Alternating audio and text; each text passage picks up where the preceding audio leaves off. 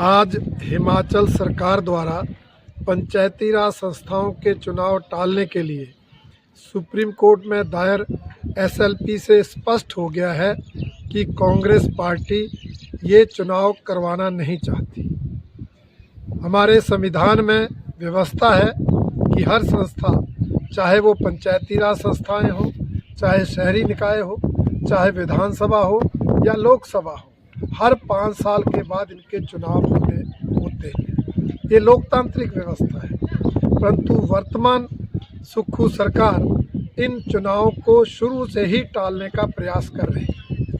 पहले इन चुनावों को टालने के लिए संवैधानिक संस्था चुनाव आयोग से टकराव लिया, चुनाव आयोग के निर्देशों की पालना नहीं की, उनकी अधिसूचनाओं को नज़रअंदाज किया और फिर जब एक PIL में माननीय उच्च न्यायालय द्वारा निर्णय दिया गया कि 30 अप्रैल 2026 तक पंचायती राज संस्थाओं के चुनाव करवाएं, तब भी हमारे माननीय मुख्यमंत्री जी ने हाई कोर्ट की अवमानना करते हुए उस निर्णय पर टिप्पणियां व्यक्त की और आज SLP दायर होने से बिल्कुल स्पष्ट हो गया है कि ये सरकार लोकतंत्र में विश्वास नहीं करती, इसका रवैया तानाशाही पूर्ण है और पंचायती राज संस्थाओं, शहरी निकाय चुनाव के टालने के लिए हर संभव प्रयास कर रही है।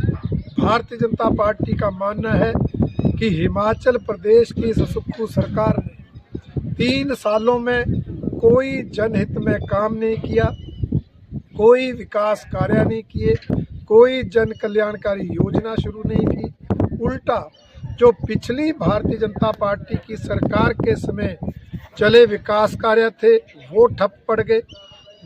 पिछली भाजपा सरकार द्वारा खोले गए संस्थान बंद कर दिए, पिछली भाजपा सरकार द्वारा चलाई जा रही जन कल्याणकारी योजनाएं बंद कर दी। इसलिए अब ये सरकार जनता के बीच जाने से घबरा रही है।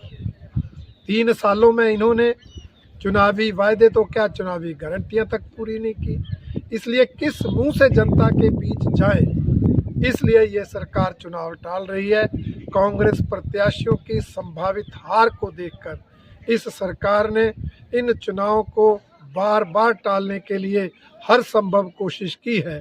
भारतीय जनता पार्टी सरकार के इस अलोकतांत्रिक एवं तानाशाही पूर्ण रवैये की कड़ी निंदा करती है और इस बात की भी आलोचना करती है कि इस सरकार ने चाहे शहरी निकाय हो, चाहे पंचायती राज संस्थाएं हों, उनके चुने हुए जनप्रतिनिधियों को हटाकर उनको चलाने के लिए प्रशासक नियुक्त कर दिए हैं। वो भी अलोकतांत्रिक है, गैर संवैधानिक है। इसलिए भारतीय जनता पार्टी उसकी भी कड़ी निंदा करती है।